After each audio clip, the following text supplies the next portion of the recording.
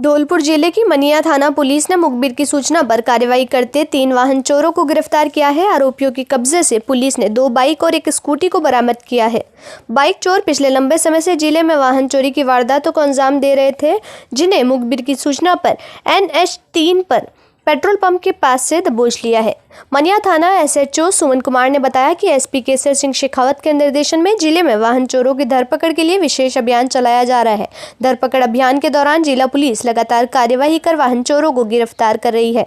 मुखबिर सूचना मिली कि NH 3 पर आगरा की तरफ से 3 बाइक चोर आ रहे हैं, जो गाड़ियों को बेचने की फिराक में है। मुखबिर की सूचना पर थाना हाजा से टीम गठित कर बदमाशों को गिरफ्तार करने के लिए जाल बिछाया।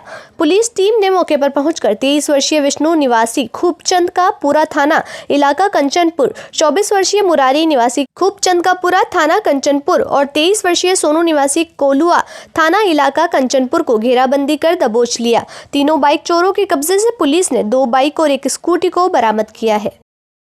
3 बदमाशों को गिरफ्तार करने में सफलता प्राप्त की है, जिनसे चोरी के 3 वाहन भी बरामद किए हैं।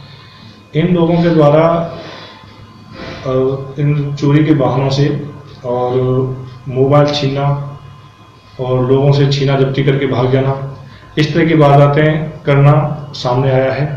कई दिनों से ये लोग इस तरह की वारदात कर रहे थे और लगातार ये चीज़ें सामने आ रही थी कि एक स्कूटी है और एक MP नंबर की मोटरसाइकिल है, जिस पर लोग आते हैं और पीछे से झपट्टा मारकर जो भी हाथ लगता है, मोबाइल है या किसी का और भी कोई कीमती सामान है, उसको छीन करके ले जाते हैं। अलवर से मथुरा इंटरसिटी ट्रेन को आगरा मंडल द्वारा 1 माह पूर्व भी चलाया गया था, जिससे मासिक आय कम होने के कारण 1 माह में ही बंद कर दिया गया।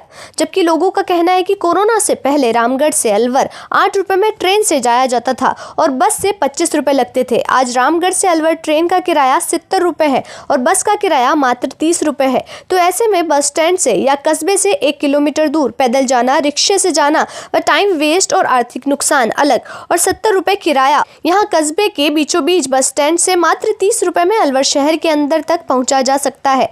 तो ऐसे में ट्रेन की सवारी कौन करेगा? यदि रेलवे 10 को वापस चलाकर और कोरोना काल से पूर्व की भांति किराया वापस करे तो यात्रियों को भी लाभ होगा और रेलवे की आय भी बढ़ेगी। मैं कृष्ण सैनी, समाज सेवी रामगढ़। आज हमने NCR मंडल आगरा प्रबंधक को ज्ञापन दिया है। इसमें रेलवे के बढ़ते हुए किराए जो रामगढ़ से अलवर के लिए 70 रुपया किराया लागू करा है, जबकि ये पहले किराया 10 से 15 या 20 रुपये था रेलवे का, अब ये 70 रुपये कर दिया गया है। इसके खिलाफ हमने रेलवे को ज्ञापन दिया है। जिस इंटरसिटी का किराया मात्र पहले 20 रुपये हुआ करता था, अब उसका किराया 70 रुपये हो गया है। और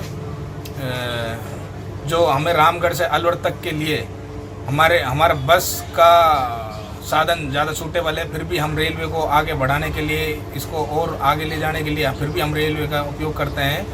रामगढ़ सरपंच और सभी ग्रामवासियों द्वारा अभी एक ज्ञापन दिया गया है, क्योंकि हमारे यहाँ अभी मैसेज मिला है कि भाई 4/2/2021 से 10:91 10:92 अलवर मथुरा इंटरसिटी एक्सप्रेस जो ट्रेन चलाई है वो 4/2/2021 से बंद करने के आदेश है, अगले आदेश तक बंद कर दी गई है। तो सभी यात्रियों को असुविधा के लिए खेद है। बाकी रेल को अर्निंग नहीं होने के कारण ये ट्रेन प्रशासन ने बंद करी है। आगे अगर प्रशासन चाहेगा तो फिर चला देगा दोबारा, और सरपंच, जनप्रतिनिधि और पब्लिक चाहेगी तो ये इसी संदर्भ में ज्ञापन दिया है कि भाई ये ट्रेन चलनी चाहिए।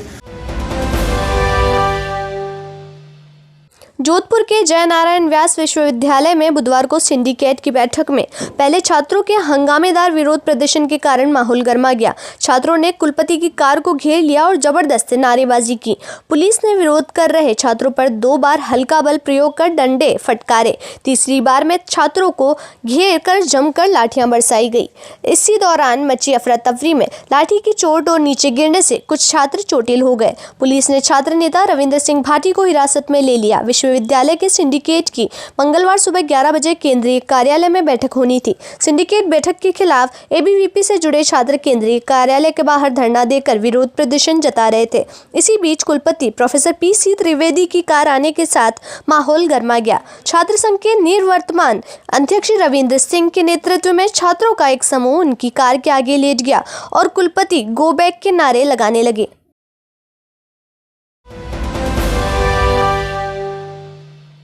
लक्ष्मणगढ़ कस्बे के कठूमर रोड पर स्थित गुप्ता इलेक्ट्रॉनिक व सरस्वती जनरल स्टोर दोनों दुकानों के ताले तोड़कर लाखों रुपए की चोरी कर माल को पार कर ले गए। इस प्रकार के हादसों को लेकर कस्बे के व्यापारी संगठनों में भारी रोष व्याप्त है। चोरों ने रात्रिकालीन आकर के और दुकान के शटर को तोड़ा गया है। दुकान के शटर ताले के तोड़ने में रोड एंगल और पत्थरों को काम में लेकर पीछे के शीशे के केबिन को तोड़ करके चोर अंदर घुसे हैं।